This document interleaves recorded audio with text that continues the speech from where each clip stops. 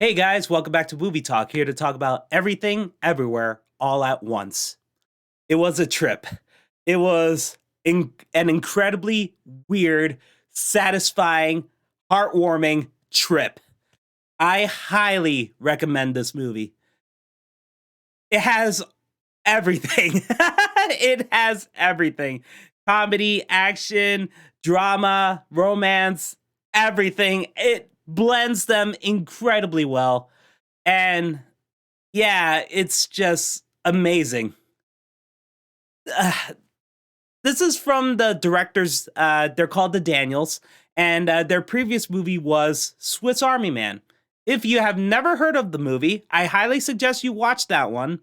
It is not perfect. It is really flawed, but it is very interesting, very creative, and adorable. It has Paul Dano, a guy who tried to commit suicide. I know, already dark. And he meets a corpse played by Daniel Radcliffe, Harry Potter, and he farts all the time. The corpse farts all the time. Literally. So, highly suggest you watch that just to see what the hell I'm talking about. And now we get the next movie from the Daniels, Everything Everywhere All at Once.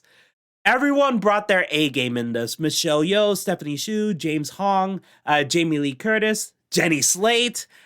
But there's one guy who I'm shocked has returned. The legend himself, Ki Hui Kwan. If you have no idea who he is Short Round from Indiana Jones and the Temple of Doom. He didn't act in a movie for almost 20 years. And yeah, this is an amazing comeback. He was fantastic in this. He is playing two different roles, and he is so good as both of them. He has so many heartwarming moments as well, and he kicks so much ass. Oh my God, it's so great to see him back. For Michelle Yeoh, this is definitely one of her best roles in her career. She was amazing in this, and James Hong is great as always. And Stephanie Hsu, I never seen her before, I think, but yeah, she was fantastic as Joy. Oh my God, everyone brought their A game, and also for the fact that this is a low budget movie with a lot of visual effects work, and the visual effects work was pretty much done by about 10 people, which is shocking because this movie looks so good, and it even looks better than a lot of other superhero movies that's been coming out lately, and that's a shame because this movie looks amazing. The action scenes are fantastic. The choreography for them is fantastic, and again, the visual effects work is fantastic. Man, it's this movie is a complete package, and it's fan freaking tastic. So, what is this movie about? It's about the Michelle Yeoh, this character Evelyn, played by Michelle Yeoh, and her family. Ki Hui Kwan plays her husband Waymond. Stephanie Hsu plays her daughter Joy, and James Hong is her Evelyn's father. Well, I don't think they actually said his actual name. I believe they call him Gong Gong, but I think that's the Chinese version of father. I could be wrong. And Evelyn has a laundromat business, and it's being audited by the IRS. And this whole movie takes place within like a few hours. So during this time, Evelyn is having a huge crisis because the laundromat is not making as much money. She's being audited by the IRS. She doesn't know yet that her husband is about to divorce her because he feels like their marriage is actually going nowhere. And her daughter is a lesbian, and she's worried that her father would disapprove of her, even though she already believes that her father disapproves of Evelyn already. So she's trying to handle all of this chaos while adding on top of that chaos, the multiverse is in trouble because an entity called the Jobu Tupaki is going through many universes trying to stop the variants of Evelyn because everyone believes that Evelyn is trying to stop Jobu Tupaki. So there's a universe called the Alphaverse, and in that universe, there's a variant of Waymond who's verse jumping to the variant of Wayman in Evelyn's universe now. So what verse jumping is, it's pretty similar to in X-Men Days of Future Past, when Charles Xavier is trying to send Logan back to the past by having him, sleep. Oh no, not Charles Xavier. I'm sorry. It was Kitty. Kitty Pryde. Yeah, Kitty Pryde was trying to send Logan back to the past. So while Logan is still in the present, he's his younger version is in the past, altering history at the time. So it's kind of similar here. So when you verse jump, you're basically controlling two variants of yourself at the same time. You in this universe and the other you in that universe. And unfortunately, there are some consequences because you're both experiencing two different things at the exact same time. So if you get hit in this universe, you'll feel the effects in the other universe. So let's say if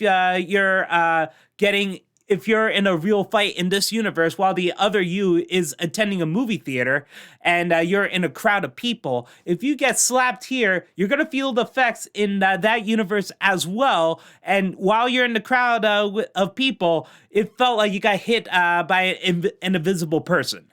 So that's unfortunately the effects of the verse jumping. And if you do it way too much, and also if you have thoughts about trying to stay in the universe you're not meant to stay in, then that would cause your mind to collapse. So Wayman is trying to get Evelyn to be experienced in verse jumping so she can defeat Jobu Tupaki. So the verse jumping has a headset, and in order to verse jump and obtain the abilities correctly of a different you in another universe, you have to do something incredibly silly. So because that's the rules, like in order to have the most successful signal boost, a signal connection to another universe and access the abilities of the other you have to do something silly. So what that entails is that, one example, Waymond has to access the abilities of a different version of him, a different variant of him that knows martial arts. So the first thing he does is eat lipstick. Another time, he had to eat gum, used gum, chewed out gum that was under a desk. And later on, when Evelyn is in a fight against this other guy, and they both kind of lost their abilities.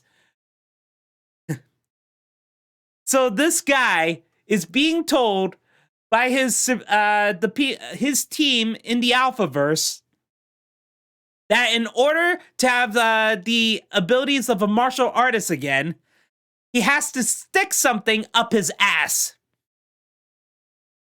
So he sees this paperweight that looks like a green ceramic dildo. So he pulls his pants down and keeps trying to sit on it. And Evelyn knows that's what he's trying to do. So you just see her fighting him off, trying to stop him from sitting on top of this dildo-looking paperweight. And what follows is that there's another agent who's having a very similar issue. So he sees the paperweight and he decides to take off his pants and underwear with his dick flying out. Don't worry, it's actually censored, which is weird because this is a rated R movie, but it's censored. So you see him jumping in slow motion and then sitting down on it. Then he presses the button on his headset and gets the abilities. And then he's soon doing martial arts while having this green ceramic dildo paperweight up his ass. And then the guy that Evelyn was just fighting, he ends up finding another thing to stick up his ass. So now you have Evelyn fighting two guys with something up their asses. And it's awesome yet hilarious at the same time. And this fight is one of the longest fights. It's amazing. And Michelle Yeoh kicks so much ass in here, and there's so many different variations of her fighting too. And at one point, that she accessed the abilities of a variant where she only trained with her fingers, so her fingers are super muscular. So she's doing like the one finger touch thing on people, and they get blown away. That was freaking cool. And also, not just that, because Evelyn is inexperienced at verse jumping, unfortunately, every time she thinks she's doing something weird, it's not the right amount of weirdness that could help her get the abilities. So, unfortunately, she keeps going to different universes where things keep going wrong. So, she at one point, she kind of messed up, and she accessed the abilities of a variant in a universe where they all have hot dog fingers. Not fingers that look like hot dogs. Their fingers are hot dogs. And it's because in that universe, the ancestors, the apes, the regular hand apes were all killed off by the hot dog apes.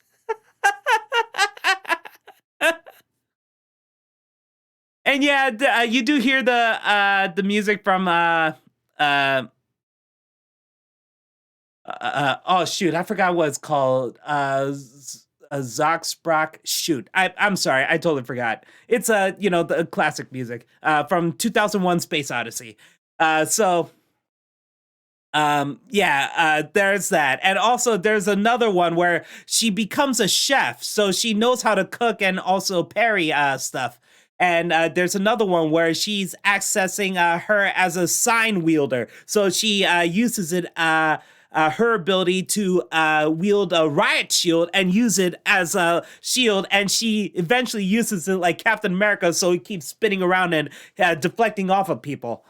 And but in the chef universe, unfortunately, and it's a funny lead-up joke because she was trying to explain to her family what verse jumping is, and she said that it's like Rakakuni, and everyone's like, what the hell's Rakakuni? And she said that, oh, it's about this raccoon that is controlling this chef like a puppet.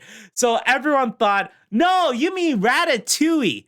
But it turns out, no, Rakakuni actually exists. Yes. In the universe where she's a chef, she realized that her rival chef has a raccoon controlling him like a puppet. And the raccoon wants him to try to kill Evelyn. And yeah, there's also references to like superhero movies. Also, there's even an Iron Man reference too and stuff like that. And yeah, the action scenes are insane. And again, some of the weird stuff I already said, yeah, there's a lot more weirdness in there. And I want you guys to fully experience that. That's only a few of the weirdest things that I'm mentioning right now. But yeah, it's great to see her in all these different universes, like how she would react and how do these universes work. They're also her backstory too. But even though there's a lot of action and a lot of comedy, there's a lot of human emotion in this. And it has a lot of heartwarming scenes, like in the universe where she's a successful actress because she has never married Waymond. But it turns out that she would have been happier with him anyway. And also, she's trying to fix their differences and also fix her differences with her other relationships in other universes as well.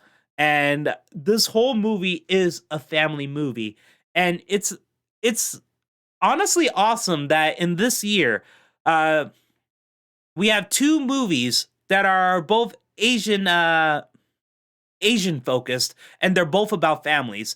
About a couple months ago, we got Turning Red, a very awesome movie.